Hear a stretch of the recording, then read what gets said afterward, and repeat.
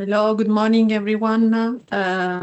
Just a few words to introduce our next speaker. That is Giulia Calignano, that is a postdoctoral fellow from the University of Padova. She's working in psychology, but she's also a member of ITRN. Yeah. And she will tell more about it in her talk. Thanks, Giulia, for being with us. And please, the floor is yours. Thank you very much. I'm very excited to be here. Thank you for the people here and online.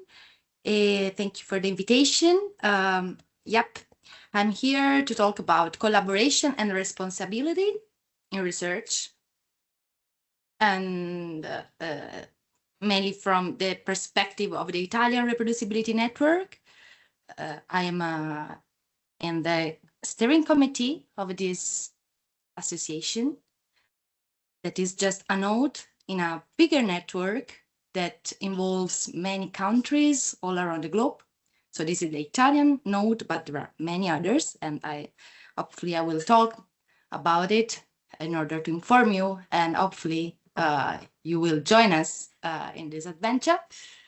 I'm also the coordinator of Psychostat, that is an interdisciplinary research group that aims to bring together different sciences, so far mainly psychology and statistics, but of course all the other disciplines are welcome. And our mission is not only to link disciplines with interdisciplinarity, but through open science methods and philosophy. So if you want to join us, just ask me a question about it. So let's start talking about the topic of the today talk, collaboration and responsibility. So how would you define collaboration? Collaboration is a very broad word, and we have many common sense knowledge or definition about what is a collaboration. I'm trying now to give you the definition from the perspective of the Italian Reproducibility Network, and in general, from the perspective of many authors working in open science. So first of all, collaboration is entailed in a process, a project, let's say. A project that here you can see this example, this paradigm of the change that open science is imposing, let's say, to us as scientists. We see here in this, I would say, very beautiful example of how to conceptualize graphically what open science is, how open science is impacting our the scientific environment. We have seen the previous talk that society should be involved also to monitor and to witness what's going on so far with bad practices or questionable research practices. So here you see the past in which science and society just overlap for a very small portion. And the idea of the open science program or philosophy or policy is to increase, to open science in terms of makes, let's see here, in the future, something that is not, that do not separate society from science, how, for instance, changing the paradigm in terms of moving towards cooperation instead of competition. Let's say, for instance, across disciplines, we know, for instance, that it's hard sometimes to collaborate across specific areas because of political interests. Let's say, I'm a psychologist, so I know very well that sometimes working with medicine can be hard. Because sometimes we do not recognize each other, and collaboration sometimes is more a competition. And so instead, open science is try to move forward toward a cooperation also between this society and technician, or the multidisciplinarity perspective also want to overcome the the power that sometimes is prompted by a small group, a small field. And yeah, so I think that you can find more information about the detail about this specific conceptualization, graphical conceptualization of what open science is doing to our society at the Utrecht University. So what means to collaborate in an open science framework? First of all, I would say that the first thing that needs to change is the organization of the work. So moving beyond the authority, that is the authority of individual labs, tradition of a specific lab. As a researcher, too often we know that the procedures and the practice that we learn in a specific lab, especially as early career researcher, I'm an early career researcher, I'm a postdoc research fellow. And so we know that sometimes the authority of a professor may overcome the scientifically sounding rationale behind a procedure. So the organization, in this sense, changing the organization of work means to put at the very center the imperative to doubt statements that are not supported by empirical and rational evidence. And what I'm talking is not an idea of mine, this of course, but it belongs to the Mertonian norms of ethical that try to organize and to point towards some norms in how to implement ethics in science. So this means in practical terms that, sorry, maybe there is a technical problem, no?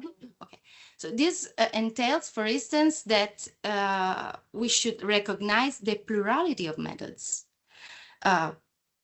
Most of the time, there is not just a pipeline, a way to,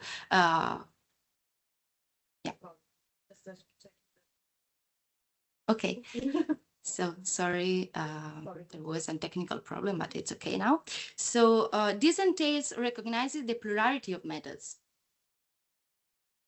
and considering different management approaches and discussing it in a multiverse of results. So organizational work means, the change in organizational work means substituting certainty with uncertainty. There are many ways to carry out a very specific study. I am presenting here, for instance, an example in which I participated, this public collaboration study, a multi-lab, multi-method analysis in which 2 laboratories collect data, in this case about developmental psychology. So they use eye tracking methods and pupillometry. I work a lot on this, but the same thing can be done across fields. So in this case, 2 laboratories collected data on a specific question, and then they call many other laboratories, blind laboratories, to analyze the very same data set, but applying different procedures according to specific tradition of each laboratory. Then we synthesize the results coming from different pipeline of analysis, all plausible within the field, yet different, that yielded actually dramatically different results. That means that methods, the organization of works needs more transparency. And the fact that many times we cannot reproduce exactly the procedure in terms of data collection, of data analysis of our study, in a way makes what we call science not science. Yeah, so in this specific work, I'm showing this work to you because it is really a way, a practical example on how to substitute certainty with uncertainty. And specifically here, this is a table from the paper, the very paper that I'm talking about. We summarize all the degrees of freedom, all the steps that each laboratory took independently, according to each tradition of each laboratory, for in this specific example. So organizational work is the first thing to change when we want to move toward collaboration in open science.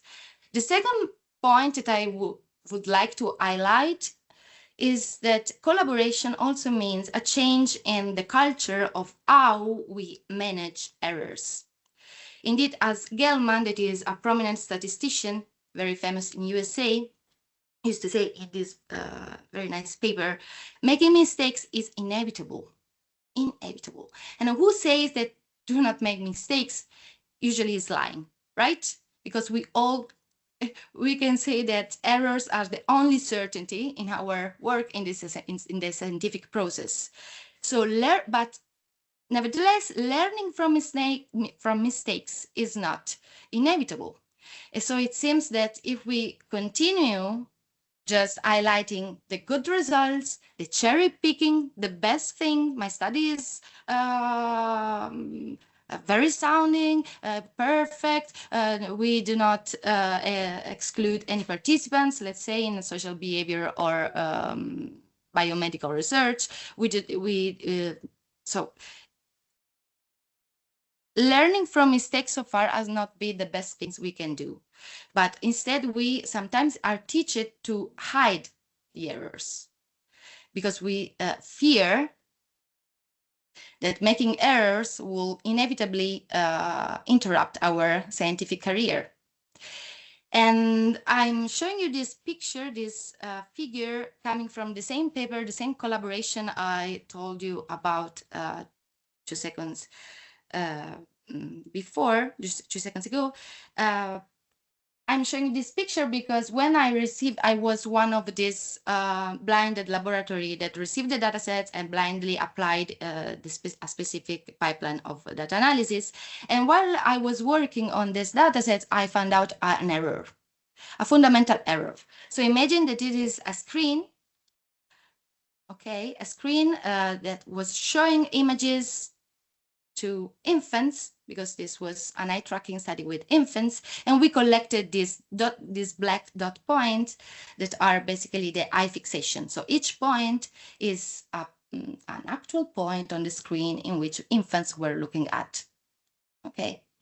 So as I told you, this study came from 2 different laboratories. So they collected data in 2 different laboratories that merged the dataset and sent to all the data analysis groups, and applying my specific pipeline that is not perfect, it's just arbitrary and plausible and justifiable, but is derives from the tradition of my laboratory.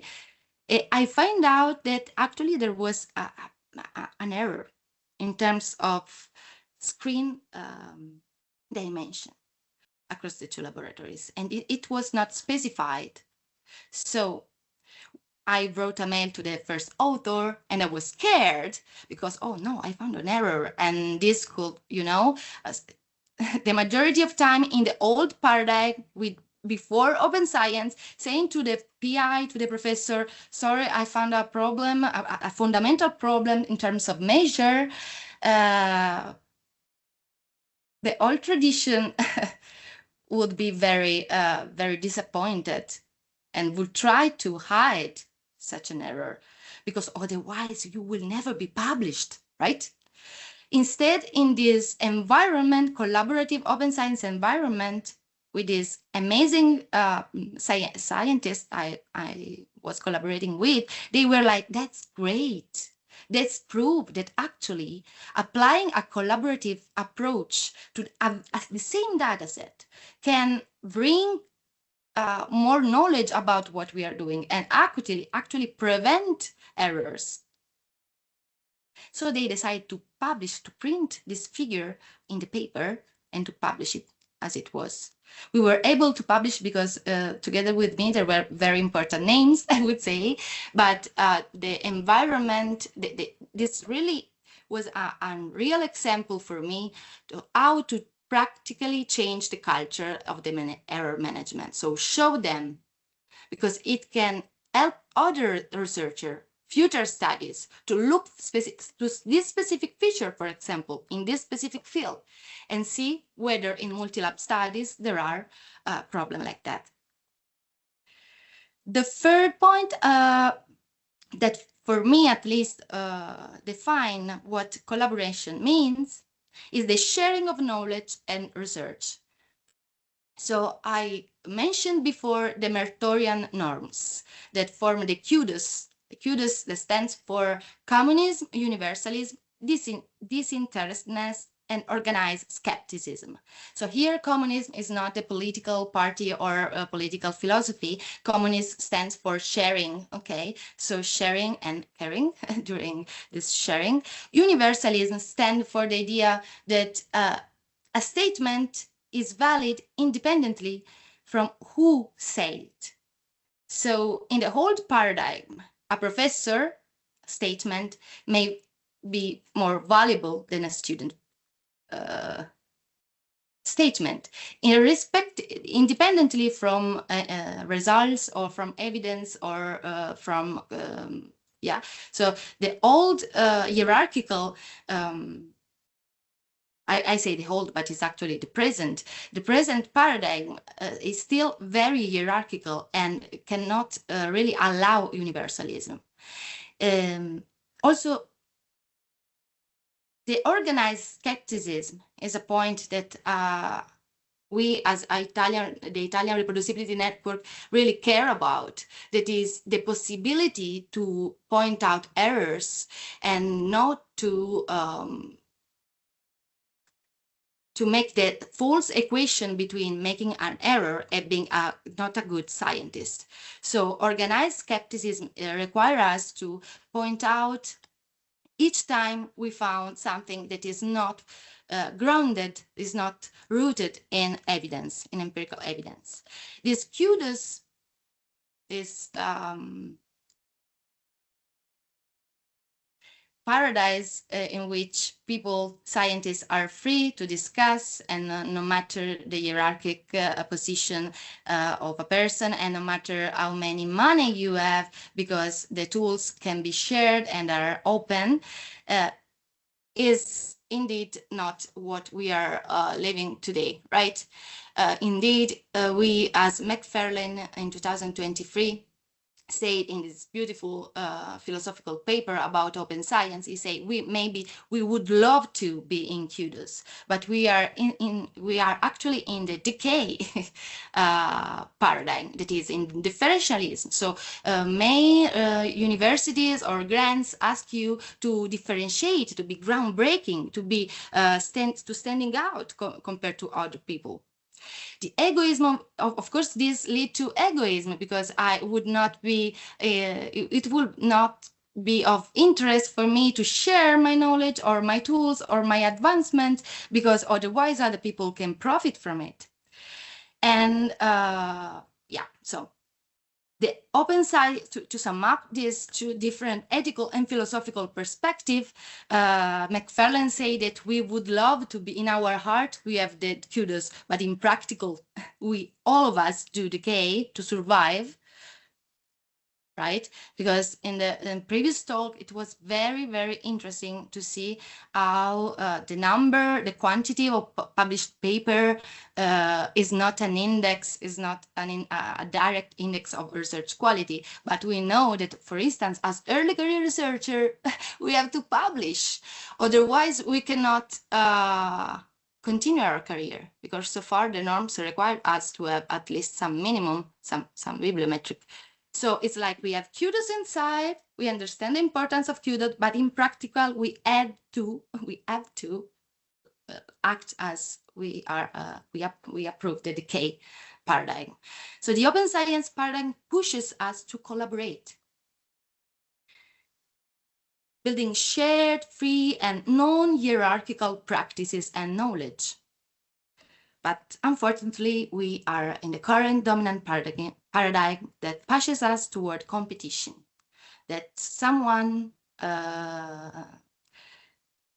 argue that helps science, but so far such a competition has increased the error in our science, as other speaker before me said very well.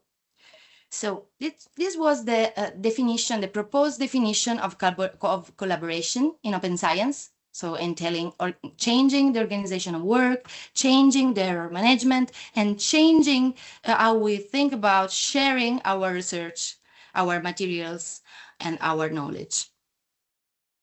And how would you define responsibility? Do you want to answer to try a tentative definition? Let's see at the end, maybe if you have a question. So a way I really like to define responsibility is by using this Whittaker matrix of reproducibility, in which we see how reproducibility is one of the main responsibility we have as a researcher. Otherwise, you know, Galileo promoted or invented science thanks to his method. I'm from University of Padova, so I'm really attached and with the Galileo character. And such method should be reproducible. Otherwise, it's just a statement without any empirical evidence. If another, you remember in the Galileo methods, is required to repeat the very same procedure many times, and after many evidence pointing toward the same conclusion, then and only then we can say that an effect is there, a law is there, or whatever, right? So, and this should be specifically when we work with people, so in behavioral science, in medical science, in biomedical science, we should be able to reproduce a specific pipeline of study in different laboratories across the world. Because if a result is obtained just in one laboratory, because the procedure is not shared, it's very hard to trust it, right? Replicability, so reproducibility means be able to reproduce the very same procedure using the same data. So applying the same code, the same algorithm of our data to obtain the same, to reproduce all the steps. Replicability instead means that by using different data sets coming from the same investigation, so the same research question across, let's say, different laboratories, different studies, that use the same pipeline, the same procedure, so the same code or algorithm applied to the data sets, should we expect them to point toward the same results, right? So if we found it, we can say that our results is replicable. When we have, like in the example I just showed you at the start of this presentation, when we have the same data set but different plausible pipeline or procedure to analyze, for instance, our data, we can investigate the robustness of our results. This is very important. Sometimes in open science, we focus a lot on reproducibility and replicability, and let's say a bit less on robustness. But robustness, it's fundamental.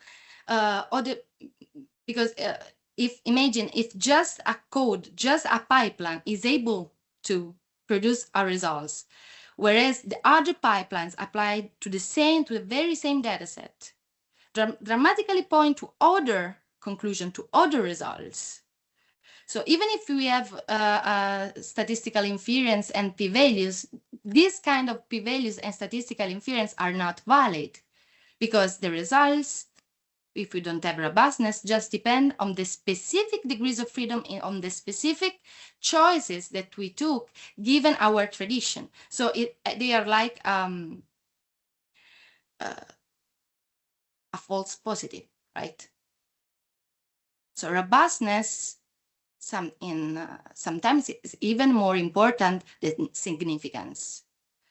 And this may be, and this is particularly true in the biomedical science, in which they rely quite only on p-values, but p-values alone are not meaningful in terms, don't tell us about, for instance, the robustness. And finally, we have the generalizability, that is another feature of, for me, of responsibility. So the ability of our results to be generalizable depends on the fact that we use different data sets, so different data collection on a very same topic, of course, and we apply different pipeline of analyze and manage the data. We should be able to obtain the same results, and then and only then results are generalizable. And this is very important because so far in our paradigm, we all in our paper, in our scientific study, we at the end write a conclusion, right? And we tend, I know that you do, I did many times, we tend to force the results in terms of generalization. So we say things like, oh, we find that X has an impact on epsilon, always. Because our p-value tells us that there is a significant impact. But you cannot generalize our results if you don't have different data sets coming from different laboratories and apply to it different pipelines. So, yeah. So this is a provocative slide. Sorry for that. This comes from the paper, the very famous paper from Ioannidis, that is a meta-scientist working mainly on cancer research and unveiling the problems that are yielded in the cancer field, in the cancer research field. And the title itself is already very provocative. Why most published research are false. And here you see from this other paper, the significance filter, the winner scores, and the need to shrink this distribution of zeta values. So bear in mind, I mean, you should all know even better than me, but you know that at zeta value that is higher than 2 plus or minus 2, negative or positive doesn't matter, but at zeta values around 2 yield to a significant p-value. Okay, this distribution is the distribution of study in biomedical and behavioral science studies. And as you can see, the majority of zeta values reported in the published studies are implausible. We are missing those values that we should expect based on probability. So we should expect that when we run a study, even if the effect is there, we should not ever always able to capture it. Okay, so in terms of probability, and instead we see that basically the literature always confirm itself, always confirm the hypothesis. Instead we lack this central part of the distribution, and this is hardly due to chance, is most likely due to questionable research practice.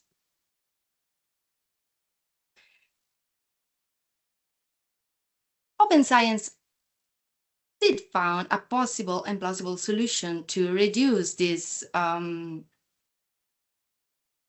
unfair reporting of statistics and unfair reporting of this cherry picking, let's say, of the best results that then are published, and then there is a needed somewhere needed amount of research that didn't found anything significant that has never been published. So we know very well the publication bias that this morning was already talked about.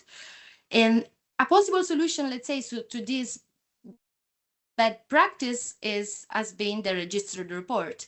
In this figure, we see the percentage of null fundings, so the percentage of this area. Okay, and we see that traditional literature used to report around 20% of null fundings. Introducing registered report that basically are require you to deposit your hypothesis, method, and analysis plan before data collection. So it's an a priori registration, pre-registration of your idea with the study. The percentage of null fundings have incredibly risen, and this is this is in line with probability, and this is in line with the plausibility of not finding a results of an effect in the actual in science. So a registered report is an original research article which undergoes a two-stage peer review process. And the final acceptance of the manuscript does not depend on the results. So it's not important there if you find what you were looking for, because finding what you are looking for sometimes is not, doesn't mean that your theory is right and that you are a good scientist. Results should be treated independently from the the equation again between a person and the behavior is not perfect. It's not perfect. So if I did not find a result in line with my hypothesis, that this does not mean that I'm not a good researcher. But for many years, at least in Italy, finding a significant p-value has been many times the main skill that, or requirement for a person to continue his career in research, and this simply is not nonsense. So pre-registration prevents this, because your paper is accepted before seeing your results, and is only based on the acceptance of the paper is mainly based on the sounding of your rationale, of your theory, of your method, and on your statistical plan. Here I propose you another example that shows that the likelihood of null effects, so the probability of finding no significant results in your study, seems to have been increased over time due to this kind of best practices. So implementing for instance, in clinical trials, in clinical trials specifically, we can see a change in the policy. So at a certain point here, clinical trials require the pre-registration of clinical trials became mandatory. And with this change in the policy, with this change in the culture, we see that the null effects that are represented by this point, this dot, increased. So registering the report, registering your method and your hypothesis before collecting data is very useful for you to feel free and not be like obsessed by the thing that you have to find significant results, otherwise you won't be funded. Okay, and this is particular. I think I really like this this plot because it's very, a standalone. Is show that the benefits here. You see the benefit. This other dots represent study that found the benefit of a new, let's say, treatment over an old treatment or over placebo, and the majority of study found a benefit of the new proposal treatment before the policy obliged them to implement a pre-registered report. So, yeah. So it's not that we as scientists like fraud, okay? Is that, as also before was said, we live in a very publisher perish environment, and we are like forced to find results that are in line with our projects and departments and so on. But not all these errors are like driven by the need of are not frauds. Indeed, we in this schematic representation of the distribution of different research practices, we can see that we have the majority of errors in science can be addressed to honest errors. So unintentional mistakes made despite following good research practices. So the point here is not that open science will remove errors, because we are human and we are going to make errors till the end of the time. So the point is to transparently show and share them, because they are not talking about our ability, they are talking about the actual probability of phenomena that sometimes include uncertainty. But we have also questionable research practices that are not the majority, yet they are a good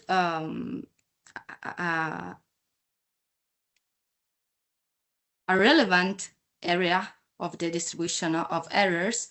And these questionable research practices are basically action that compromise methodological rigor, such as selective reporting or p-hacking. Do you know what p-hacking is? I think so, because also there are talk about this. But p-hacking is basically torturing your data until they will confess. The problem with torture, apart from ethical consideration, the problem with torture is that if you use it to obtain the truth, you will never obtain the truth. Because if you torture me now, I will confess anything. The same happens with data.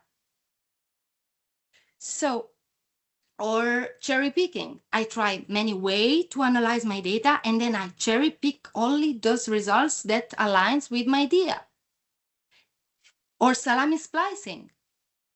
So I collect many data, many different multi-level data, and then I publish different paper, each for each measure, so I increase my impact factor. But the problem here is that all these data sets are correlated, right? Mathematically, statistically correlated, because maybe are the same people, and you do not write it in your article because otherwise less original, or the reviewer will find a problem in that, and so introduce a big error, because those data cannot be generalizable, should be analyzed together. So the variance they share should be divided, considering that they belong to the same group of people, or for instance, that have been studied. Finally, the smallest portion of this distribution of errors include fabrication, falsification, and plagiarism. That is a deliberate misconduct with severe consequence for individual and institution, usually, not always. So we need a change in the culture. We need to embrace uncertainty, embrace the fact that we make errors, and be proud of them when we found it, because they may help other people, as in the example I show you with the pupillometry study with infants. But also we should be open to this with ourselves. Now I'm talking from the perspective of a therapist, because I'm a cognitive behavioral therapist. And so we should accept individually that we make error, and the fact that making error does not define us as good or bad scientists. We really should work to change the culture, the error culture. So open science raises ethical challenges. So it's not that open science is the final solution and to all the problems, right? Because raises many several ethical challenges. For instance, inclusivity, including all the data set and sharing them, may do not meet the privacy issue. So let's think about, for instance, sharing neuroimaging data. Neuroimaging data, and they may be a way to identify people, because each of us has a very different brain, with specific feature, right? So or data sharing and informed consent. So making the society at large informed about how data will be treated. because there are also issues about military use, for instance, of many data. I work with eye tracking, so I investigate the ability to recognize an object and fixate it and find it, for instance, in visual noise. So, and this kind of measure can inform also, let's say, military research. And may a person that participates to that study does not want that his or her data end up helping, I don't know, war at any level. So this is an open problem. So open sharing data, especially in the biomedical field, require more events like these in order to think critically about, yeah, of course, the advantages of open science and the solution that open science offer, but on the other side, the issues that arises.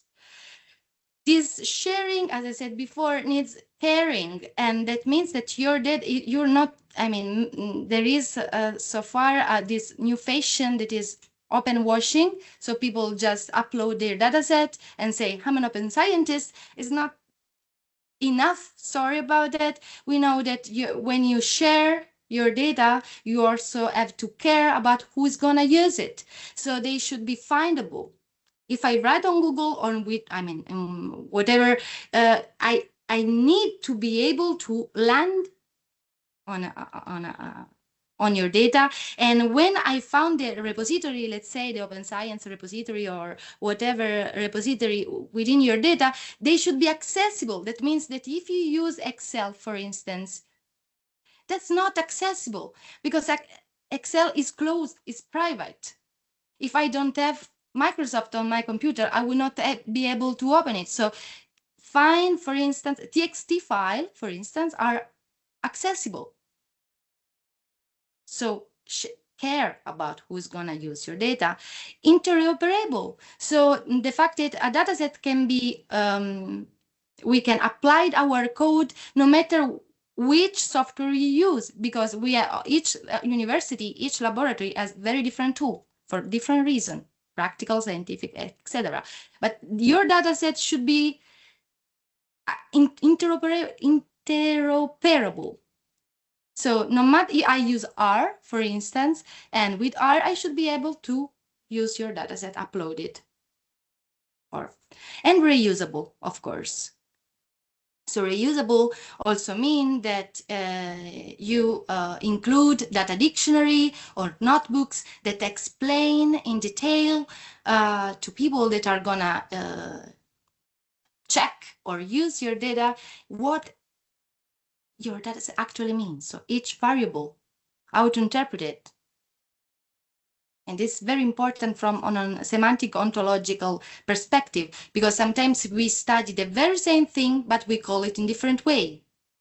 And this is a problem also, of course, as you can imagine. So the context consent meta framework evaluates whether datasets are suitable for secondary research. So if you want to share your dataset, there are plenty of indication or materials that you like this fair indication that can help you to care, not just share. And doing this necessarily reduce questionable research practices. Because once you are going to share transparently your data set, if you try to hide something, someone will find out it.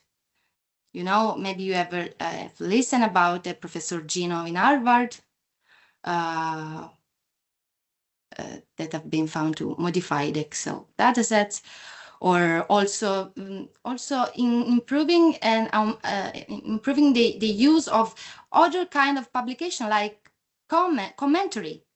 Commentary are very useful and makes this sharing practice meaningful, because we are very prompt, we are very pushed to publish, especially to win big grants, original research, groundbreaking research, but sometimes spending some hours looking at the work of other people and see whether everything is okay there, or if it's better to point out some problems you find maybe at the dataset level, at the analysis level, or interpretation level. So using the commentary, Gelman suggests this as another tool of open science, the commentary to make science alive. So, because so far it seems that like we publish a study and then science, that study is dead. So commentary could be very useful to improve, increase the meaningful sharing data. Here, this slide just used to suggest you can find this information in the Open Science Framework site. And these are just some tools that you can use to carry out specific tasks while working on your study. For instance, you can collect and analyze data with open tools. I use PsychoPy. That is a specific software based on Python to collect data in psychology and behavioral science, and is completely open. Or GitHub. GitHub is a wonderful platform in which you can find a lot of information and materials. People share their code there, and you will find me too also there. And the nice thing it really accelerates the transparency point of the procedure. And R, of course, if you're going to run your statistical analysis, I will suggest you to use R instead of closed software. R, or I mean, there are many. The R is just it's for free, so I'm not it's not marketing this. I'm not receiving money from R, also because it's free. But we know, for instance, that the university spends a lot of money for software like SPSS or other software to run statistical analysis that are closed, that basically do not share the algorithm behind your statistical analysis. So this, of course, has an impact on reproducibility. So let's use open tools. That's the take-home message, in order to align ourselves with the kudos and with the best practices and reduce false positive, that we know false positive. So the fact that you say that an effect is there, but it's not there, that are inflating. I mean, the open science is responding to this. This is one of the main problem, right? The main crisis is about this inflection of the type 1 error. So the fact that you say that you found a significant result, but is not there. And we say that as scientists, we should care about it, but the society should be very worried about it, because with type 1 error, with the inflection of the type 1 error, we are basically changing policy based on false results. So we are saying like this new treatment is better than the standard one, but it's not true. We are changing our policies based on. So type 1 error matters for the society at large, not just for us. So this is another just very, very, very fast. This is taken by OpenAIR, and you can see here the multiverse of open science in terms of many different aspects that can be treated. And during this week, I think that you touched mainly all of that, so I will skip from it. So the recommendation for a positive error culture so far has been, it has been a really philosophical contribution mine. So the practical recommendation is to focus on learning from errors. So errors becomes the stars of the party, and we really should care about it. They do not talk about how good we are. They talk about how good is the conclusion we can drive on our results. Encourage registered reports, so also to protect yourself, because I mean, I'm very tempted to torture my data. I mean, I think it's a very human feature. We want to win. We want to say, yeah, I was right, and not as a fraud, as a fraud attitude. Okay, as a genuine need to be confirmed. We know, as a psychologist, we call it the confirmation bias.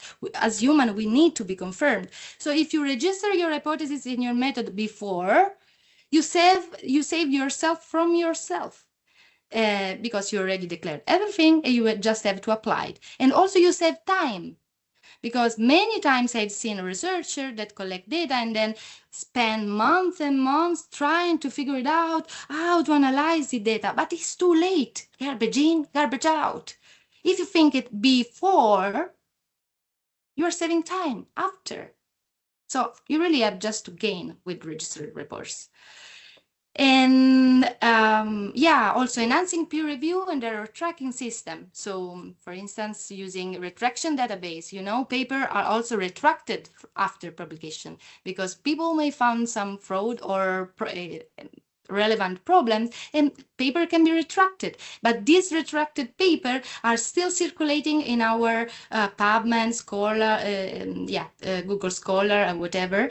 And not always they are signaled as retracted. So we need to map better which science in the past is still valid and which is not. And develop systematic error correction policies. Yeah, I've seen that there is a specific talk on this in this Open Science Week, so I skip. And the peer community, of course, is another example of responsibility and collaboration, but today there was a talk about it, right? So I think you all know about it, but it's a way to overcome the journals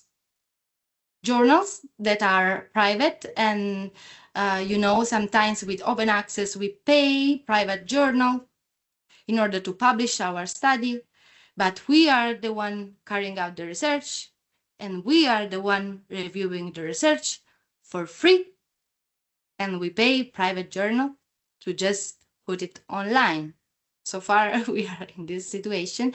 A peer community is a way to overcome this crazy system in a way, because it's you can. I encourage you to get a trip on peer community and see how it's a community in which researchers upload their study, and there is a peer community that is going to review transparently, openly. And some journals are, and then they are published in the same platform. Another example of collaboration and responsibility is the Methodological Review Board. You can see here. I'm quite a nerd about it. And this is an initiative we took in University of Padova. Here in the QR code, you can directly land on the website. This methodological review board is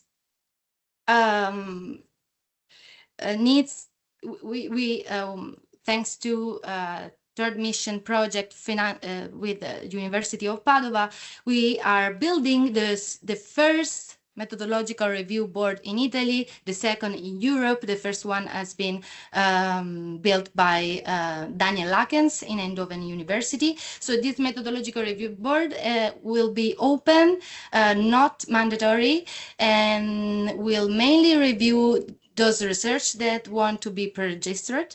So I hope you are thinking now of registering a study, and of course, when this methodological review board wants also to support the lack of knowledge in specific area, because sometimes, as biologists, as psychologists, we have to, let's say, run statistical analysis, but we are not statisticians.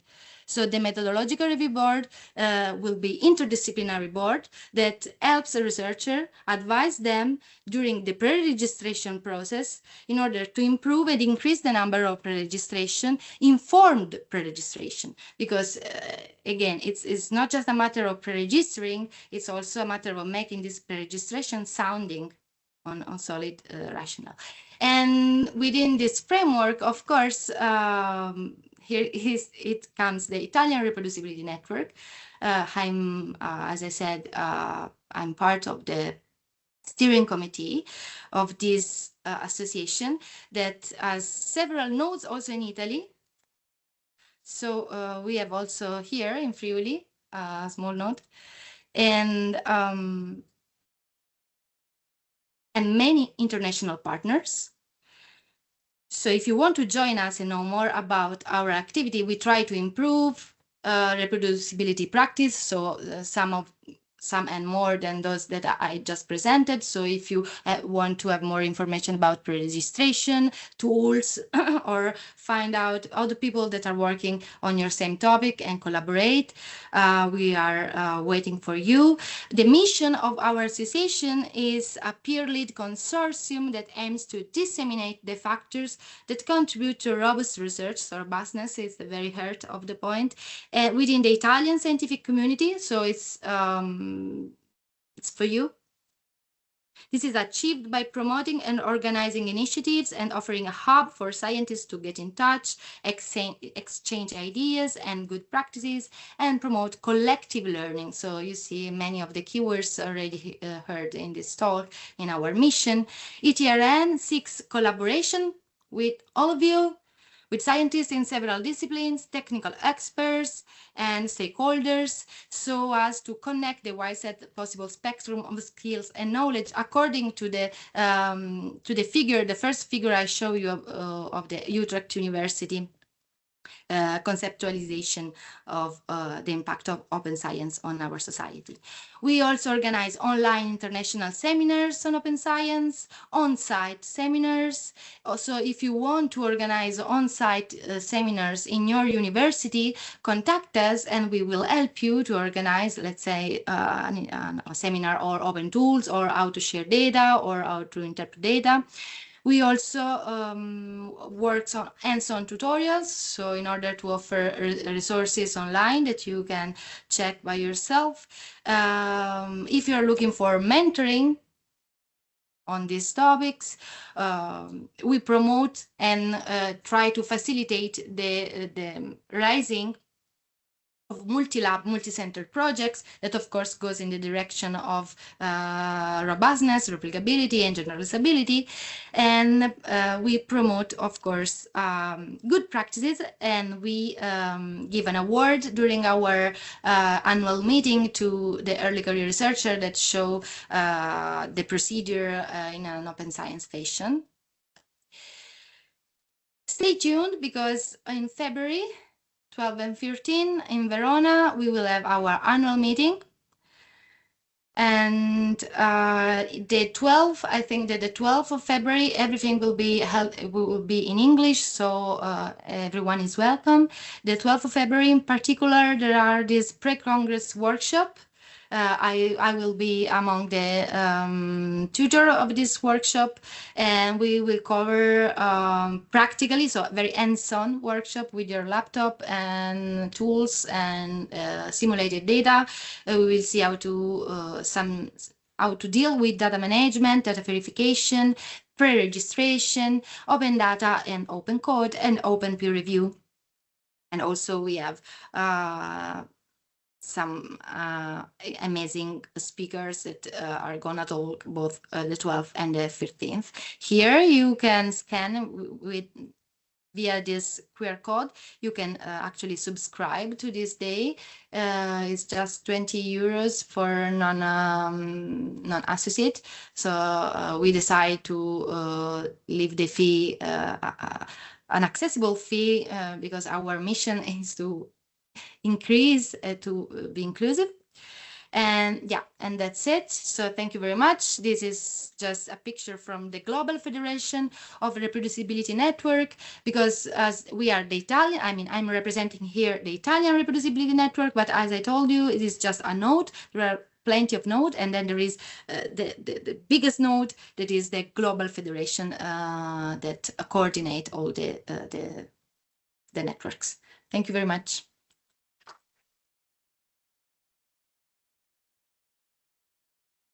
Okay. There are questions?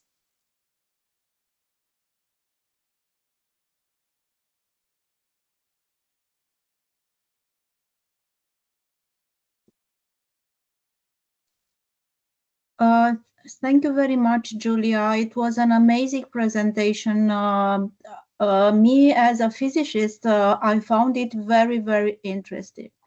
It's another approach of some problems we also noticed along our research activity. I had a lot of questions, but I know that we are pressed by time, and I will preserve these questions for maybe another meeting at your conference, or if you want to accept an invitation for an online workshop at our university, you will be very, very welcome. So thank you very much. One of the best presentation of our Thank you. Open Science Week, maybe because it's in a different field, so I found it very soundy. Thank you very much, and Thank you very much, Gabriela. see you in the afternoon, everybody. Thank you. Yeah, I look forward for an email for the workshop then. Yes, I noticed all the address, and I will not. That's great. That's Yeah, thank you. collaboration. Yes, thank you, Giulia. Thank you very much. Thank you.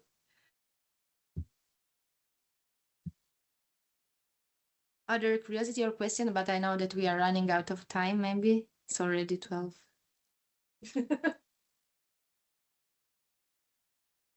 In the audience, some curiosity, some provocative comment, also in Italian if you want. Then we can translate.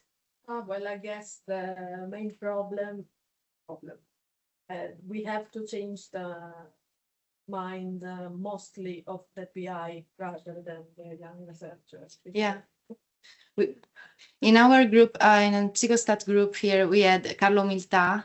It was 90 years old, the oldest member of our group, and an eminent professor in neuropsychology. And he used to say that. He used to say, I teach many wrong things. Now I understand in my career. And I see now that young people understood how to do things, but now we have to teach old people. He was, I mean, eminent person that said that. So it's true. I agree. Okay. Thank you, Giulia.